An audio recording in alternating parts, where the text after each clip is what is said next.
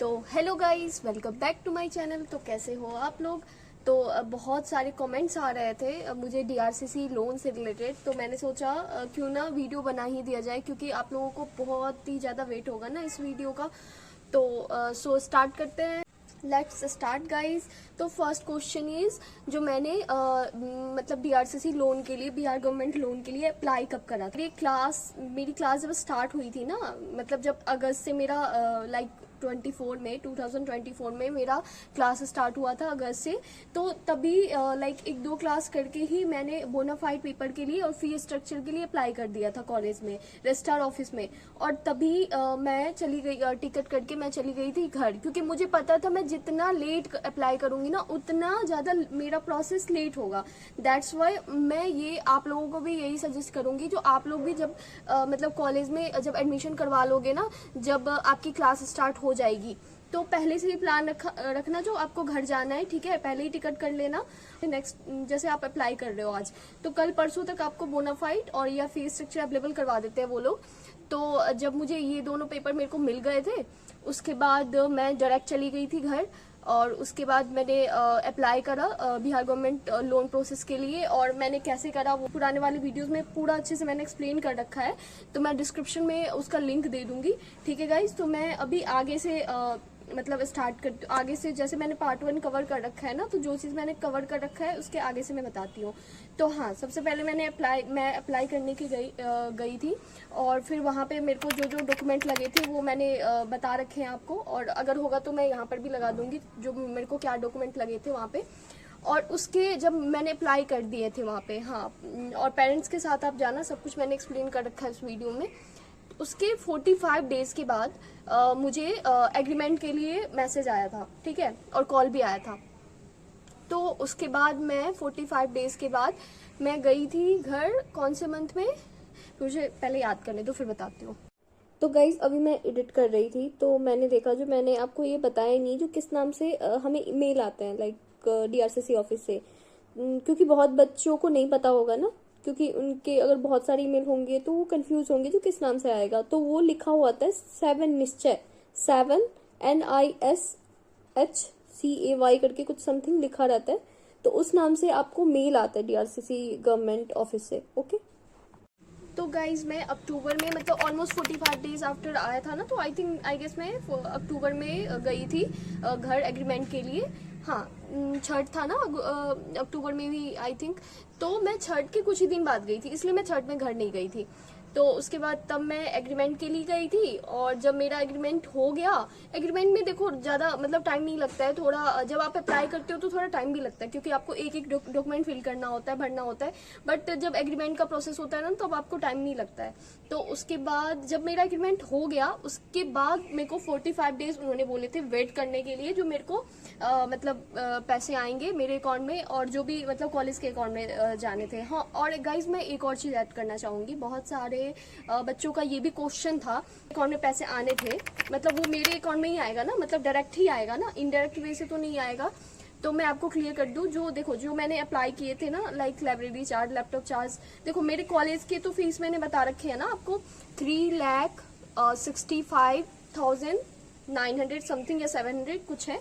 तो वो मेरे मतलब कॉलेज में जाएगा ईयरली बेस पे। जैसे इस ईयर का मेरा पैसा चला गया है, और जब मैं सेकेंड सेमेस्टर का जो रिजल्ट शो करूंगी, तो फिर मेरा मतलब सेकेंड ईयर का भी, सेकेंड सेमेस्टर का नहीं सॉरी, जब थर्ड सेमेस्टर का शो करूंगी तो मेरा, और सेकेंड का भी, तो मेरा सेकेंड ईयर का भी पैसे आ जाएगा। तो वो तो कॉलेज का डायरेक्ट आएगा। बट जो मेरे अकाउंट में पैसे आने थे वो डायरेक्ट मेरे अकाउंट में आ गए, जो इस ईयर आने वाले थे। जस्ट 2 साल का था, एक इस साल का जो लाइब्रेरी चार्ज था ना, मैंने 10,000 का किया था, तो वो मेरे अकाउंट में आया, ठीक है।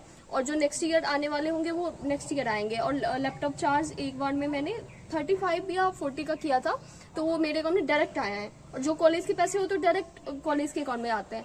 तो ऐसा है गाइज। और हाँ, मतलब आप पे डिपेंड है, जैसे 4 लाख का लोन है, ठीक है, तो आप 3 लाख का भी ले सकते हो, 2 लाख का भी ले सकते हो। अगर मोर देन 4 लाख का आपका मतलब जो कॉलेज का अमाउंट है ना, मतलब जो कॉलेज का अमाउंट है, तो फिर आपको ना साइड से अदर लोन लेना होगा या अदर कैश पेमेंट करना होगा, क्योंकि गवर्नमेंट आपको 4 लाख तक ही लोन प्रोवाइड करता है, ओके। और एज वी नो गाइस, लड़कियों के लिए 1% इंटरेस्ट है और बट लड़कों के लिए 4% इंटरेस्ट है। तो बाकी अगर अदर लाइक बैंक से कंपेयर करो तो बहुत ही ज़्यादा कम मतलब इंटरेस्ट होता है बिहार गवर्नमेंट का। तो दैट्स वाई हम लोग मतलब हेल्प लेते हैं वहाँ। तो यहाँ पे गाइस मैं ये बता रही थी, जो जैसे आप डीआरसीसी के थ्रू अगर आप लोन लेते हो ना, तो लड़कों को कितना 4%, लड़कियों को कितना 1%। लेकिन वही अगर आप अदर बैंक से लाइक लोन के लिए अप्लाई करते हो ना, तो आई थिंक 7 to 8% इंटरेस्ट लगते हैं।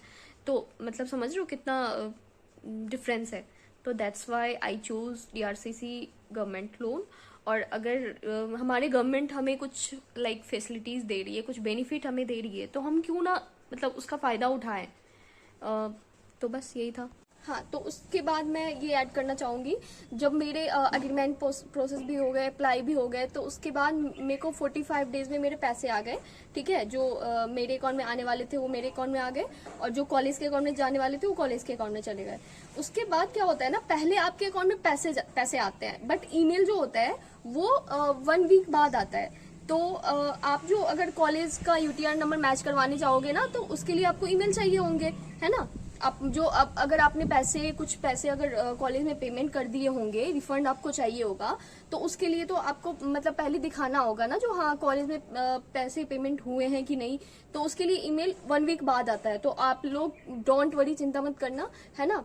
तो वो पैसे पहले आ जाएंगे, ईमेल बाद में आता है, तो 1 वीक आफ्टर आ जाता है। तो उसके बाद आप ईमेल दिखा के देन अपना यूटीआर नंबर मैच करवा सकते हो गाइज। मेरे साथ तो इतना बड़ा लफड़ा हुआ था ना, लाइक मैं तो मतलब आप आई थिंक मेरे जिस डेट में मैंने करा था ना लाइक यूटीआर नंबर मैच, तो उस डेट में ना कुछ बच्चों का ना प्रॉब्लम आ रहा था, लाइक नॉट ऑल, मतलब सबका नहीं आ रहा था, बट कुछ बच्चों का प्रॉब्लम आ रहा था, यूटीआर नंबर मैच ही नहीं हो रहा था। उसके बाद हमने पता करा जो हम क्या कर सकते हैं इसके लिए, क्योंकि फिर हम घर तो जाते नहीं। तो फिर मैंने अपने एक मेल फ्रेंड को वहाँ पे दरभंगा में मतलब भेजा वहाँ पे ऑफिस पे।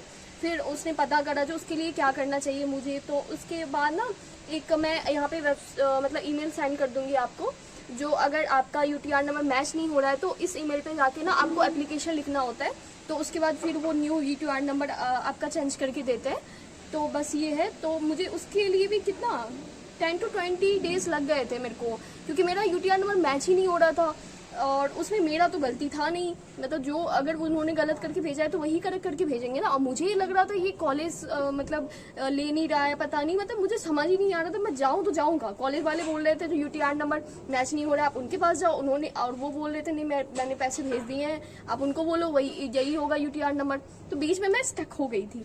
तो फिर बट एट द एंड मतलब हो गया, ठीक है, न्यू यूटीआर नंबर आ गया। फिर मैं थोड़ा सा मेरे अंदर थोड़ा पैसेंस नहीं है, तो थोड़ा मैं ज़्यादा ही वो हो जाती हूँ, टेंशन हाइपर, मतलब थोड़ा वो हो जाती हूँ। तो वही मैं बता रही थी। तो उसके बाद फिर लाइक यूटीआर नंबर मैच हो गया, और उसके बाद उन्होंने मेरे कॉलेज वाले ने बोला मेरे को जो आपके पैसे ना जो भी मैंने मतलब लाइक 1,40,000 मैंने कर दिए थे कॉलेज को पेमेंट।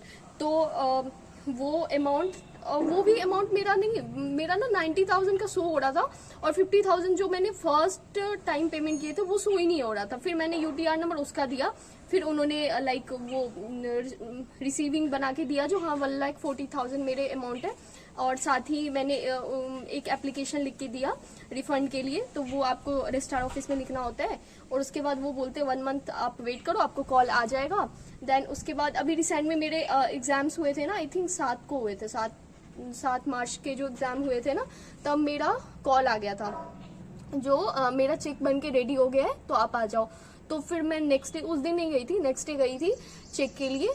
तो और हाँ, तो बस मैंने चेक लिया और फिर मैं बैंक गई और अपने अकाउंट में सबमिट कर दिया। और चेक डिपॉजिट करने के बाद आपको लाइक 2-3 डेज में आपके पैसे अकाउंट में क्रेडिट हो जाते हैं। तो बस यही टोटल प्रोसेस है गाइज, मतलब डीआरसीसी लोन का। आप ना पैसेंस रखोगे सब कुछ हो जाएगा, बट पैसेंस नहीं रखोगे मेरी तरह तो बहुत ही ज्यादा टेंशन में आ जाओगे जो कैसे होगा नहीं होगा गाइज। और अब तो गाइज बहुत बच्चों का ये भी कंफ्यूजन था, बिहार स्टूडेंट क्रेडिट कार्ड सिर्फ उन्हीं बच्चों के लिए है जो बिहार से हैं। तो ऑफ कोर्स हाँ, मतलब अगर कोई स्कीम यूपी गवर्नमेंट का है तो वो यूपी के जो बच्चे होंगे वही फॉलो कर सकते हैं ना। तो ऐसे ही अगर कोई बिहार स्टूडेंट क्रेडिट कार्ड है तो जो बिहार के बच्चे हैं वही ले सकते हैं। ऑफकोर्स जो मतलब जिनका रेसिडेंस एरिया अगर बिहार का है तो वही अप्लाई कर सकते हैं। आउटसाइडर का लोन अप्रूव ऑफकोर्स नहीं हो पाएगा। तो ये बताना था मुझे। तो गाइज बहुत बच्चों का ये भी कंफ्यूजन था जो लाइक मतलब जीएल बजाज भी एजुकेशन लोन प्रोवाइड करता है या नहीं, या स्कॉलरशिप एटसेट्रा। तो गाइज जहाँ तक मुझे आइडिया है मतलब थ्रू डायरेक्ट एडमिशन तो आई डोंट थिंक सो जो कोई लाइक लोन प्रोसेस वगैरह है या कुछ भी स्कॉलरशिप। बट अगर थ्रू काउंसलिंग आप जाओगे ना तो लाइक आपके जो भी परसेंटेज होंगे, लाइक जो भी आपका परसेंटाइल होगा, जैसे सीयूईटी या कैट मैट जितने भी पेपर होते हैं ना उसके थ्रू आप जाओगे तो लाइक कुछ ना कुछ आपका लाइक कुछ अमाउंट रिड्यूस हो जाता है उसके थ्रू, मतलब आपको स्कॉलरशिप मिलते हैं। लोन का तो मुझे देखो आइडिया नहीं है। यूपी गवर्नमेंट के जो स्कीम होंगे ना उसके थ्रू आप लोन ले सकते हो अगर आप यूपी के हो। अगर आप बिहार के हो तो बिहार गवर्नमेंट के थ्रू आप लोन ले सकते हो। बाकी तो अदर बैंक्स भी आपको प्रोवाइड करते हैं लोन, तो आप बैंक से भी कंसल्ट कर सकते हो। तो बस मुझे ये, और हाँ बहुत बच्चों को ये भी कंफ्यूजन था लाइक ये जो हमने लोन ले रखा है तो हमें कब चुकाना होगा, कब हमें देना होगा। तो आपको देखो आपका जो भी कोर्स है अगर 2 साल का है तो 2 साल तो आपको टाइम मिल ही रहा है। उसके साथ साथ ना आपको 1 साल और टाइम दिया जाता है जिसमें आप जॉब कर सकते हो, लाइक ढूंढ सकते हो, जो भी है आपका आप काम कर सकते हो। देन उसके बाद मतलब इंस्टॉलमेंट में आप अपने पैसे को चुका सकते हो, है ना।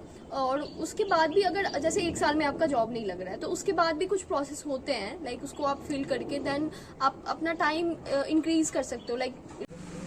तो थैंक्स फॉर वॉचिंग गाइस। तो मेरे को जितना समझ आया मैंने ये वीडियो बना दिया है क्योंकि आप लोगों के बहुत सारे कमेंट आ रहे थे डीआरसी से रिलेटेड दीदी वीडियो बनाओ, तो मैंने बना दिया है।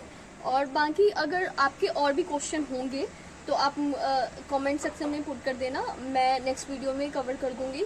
ओके गाइस, तो thanks for watching, bye bye.